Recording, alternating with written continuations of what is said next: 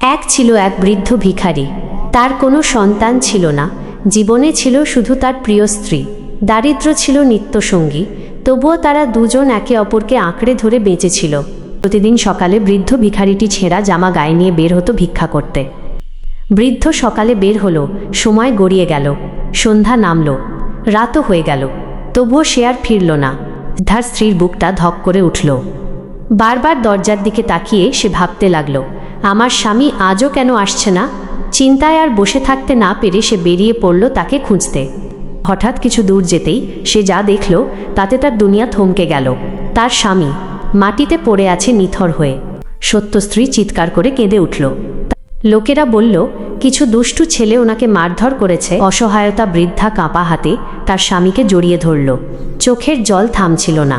পরেরটুকু দেখার আগে প্লিজ একটি লাইক এবং সাবস্ক্রাইব করে নিন। রাতের নিস্তব্ধতায় সে দুই হাত তুলে বলল, হে আল্লাহ, আমরা গরিব হতে পারি কিন্তু তুমি আমাদের একমাত্র ভরসা। মানুষ নিষ্ঠুর হতে পারে কিন্তু আল্লাহ কখনো অন্যায় দেখেও চুপ থাকেন না।